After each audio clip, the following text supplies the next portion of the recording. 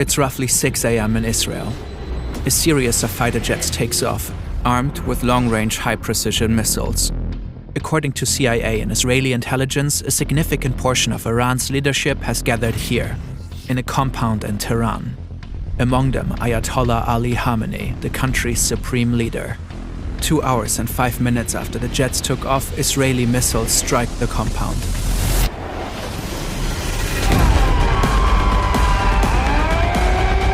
This is how the Israeli and U.S. attacks on Iran unfolded, how the country's leader was killed, and what has happened since.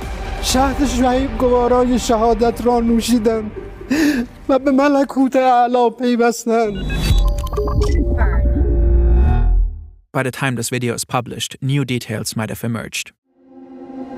The U.S., Israel, and Iran have a long history of tensions.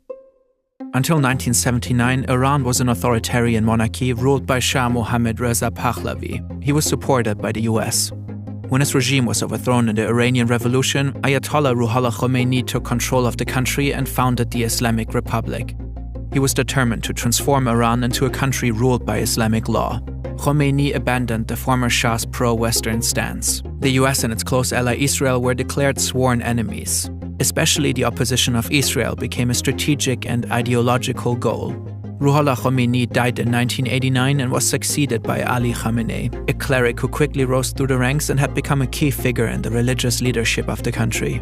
Over time, Iran, Israel, and the US repeatedly engaged in conflicts. Sanctions were imposed onto Iran.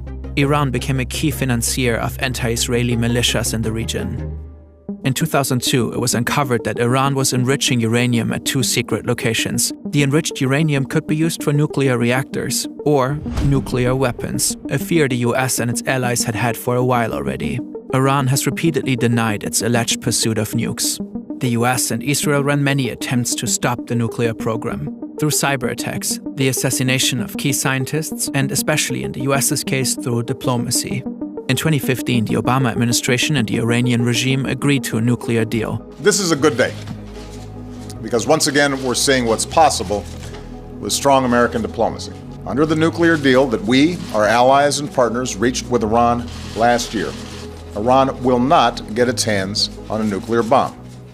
However, in 2018, President Trump pulled out of the deal. The fact is, this was a horrible, one-sided deal that should have never, ever been made. Ever since, relations have tensed up. In 2025, in the midst of new negotiations, Israel and the US launched a series of airstrikes on Iran using bunker-buster bombs. 3 Iranian nuclear sites were heavily damaged. In the same year, Iran plummeted further into an economic crisis. The currency crashed, food prices soared, people grew frustrated. By the end of 2025, mass demonstrations erupted across the country. Peaceful protesters and rioters called for the end of the Islamic Republic.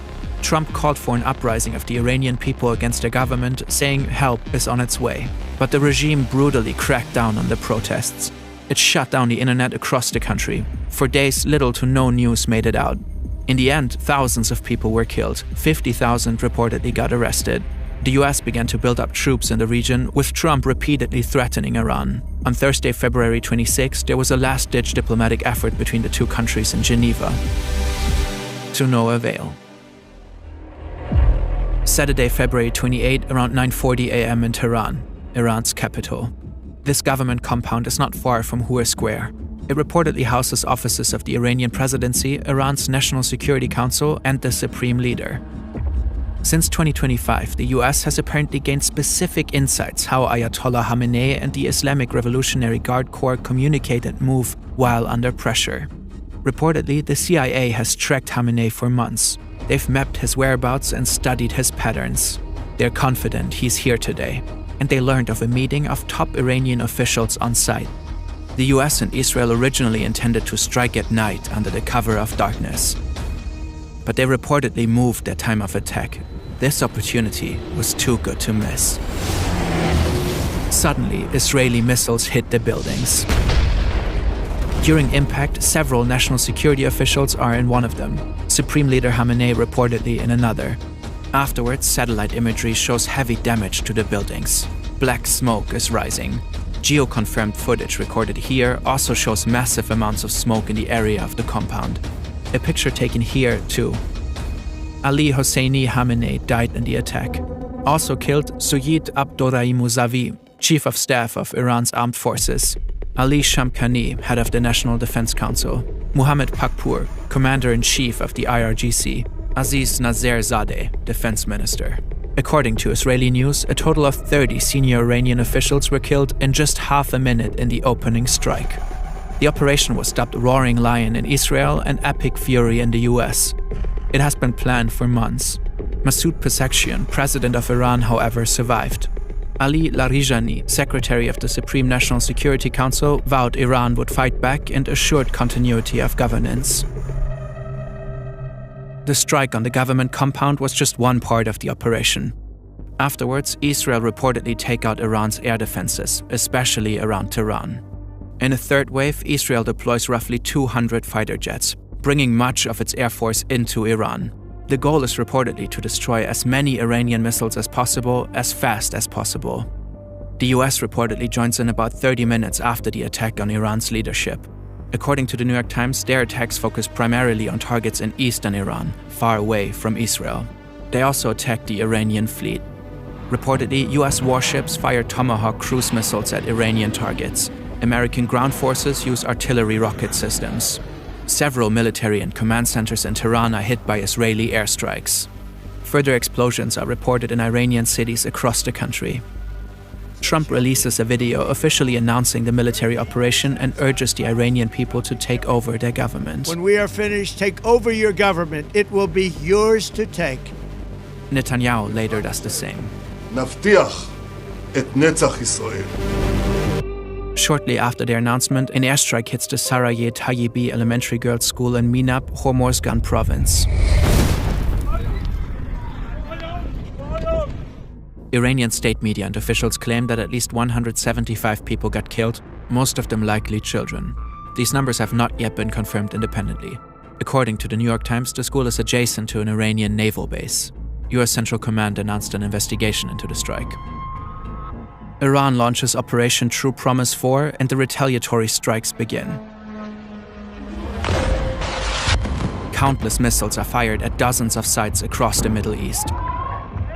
More than 200 missiles are launched at Israel alone. In solidarity with Iran, the Houthis in Yemen announced that they will resume attacking shipping lanes in the Red Sea. This effectively ends a 3.5-month pause following the 2025 Gaza ceasefire. The US-led coalition reportedly intercepts several drones and missiles heading towards Erbil in the Kurdistan region of Iraq with no casualties.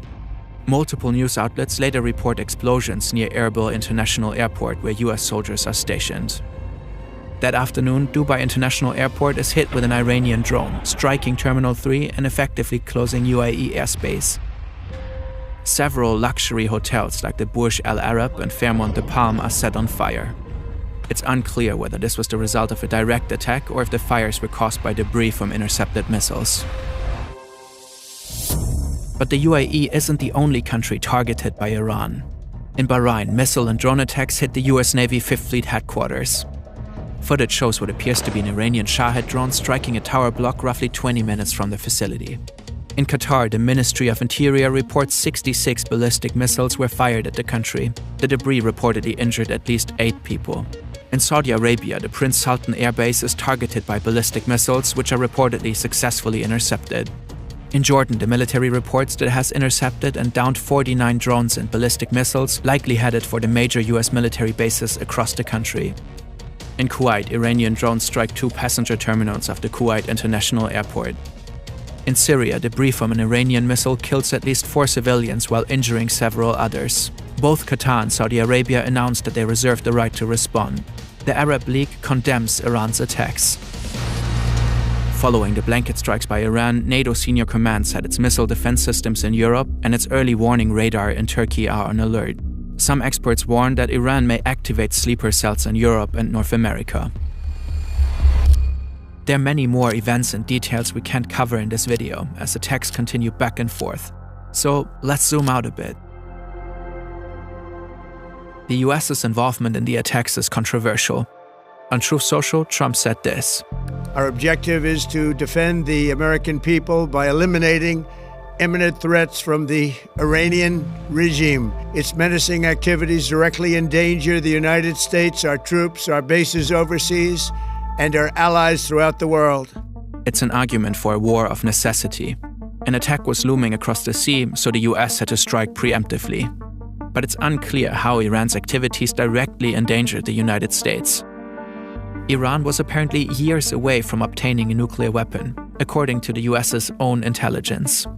The country's ballistic missile arsenal is estimated to reach no more than 3,000 kilometers, a threat to neighboring countries, but not to the US.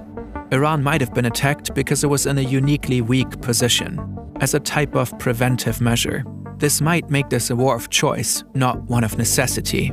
These preventive wars are often condemned internationally, not only because they're optional, because if every nation went out to strike adversaries who they thought were temporarily weak, we would live in a world of constant war. According to international law, a war of choice would be illegal. There are also discussions whether the attack was in violation of the US Constitution. Trump started the war without congressional approval. Across the US and parts of the world, protests erupted, partly against the Iranian regime, partly against American involvement in the war. Oil prices have risen sharply. Experts warn of an impending global energy crisis because of the closure of the Strait of Hormuz. In Iran, people celebrate the death of Ayatollah Khamini. Others are grieving. At this point, it remains unclear who will succeed him. For now, the regime formed a provisional government. It seems set on revenge and continues to strike Israeli and U.S. bases. The exact number of deaths is hard to determine at this point. According to the U.S. military, so far 3 American soldiers have been killed, with 5 seriously injured. According to Al Jazeera, 10 people have been killed in Israel, 3 in the UAE, 1 in Bahrain, 1 in Kuwait, 13 in Lebanon, and 2 in Iraq. The Iranian Red Crescent has reported that since the attacks, at least 555 people have been killed, with hundreds injured. According to the Times of Israel, these numbers do not differentiate between military and civilians. The situation is likely to escalate further in the upcoming days. Timely reporting like this is incredibly resource-intensive. It's only possible thanks to today's sponsor, Henson Shaving. We're grateful they're supporting our work. Many men experience razor burn, ingrown hairs, or skin irritation when shaving. Henson approached the problem from an engineering perspective, researching what actually makes a shave more precise and skin-friendly. The result is a sleek, long-lasting aluminum razor designed for accuracy. The blade sits at a 30-degree angle and extends just 0.0013 inches past the shave plane, less than the thickness of a human hair. That precise blade support reduces flex, which can mean less irritation and a smoother, more controlled shave. We're genuinely big fans. To support the channel and get started, visit hensonshaving.com/FernTV and use code FernTV at checkout to get a free pack of 100 blades with the purchase of a razor.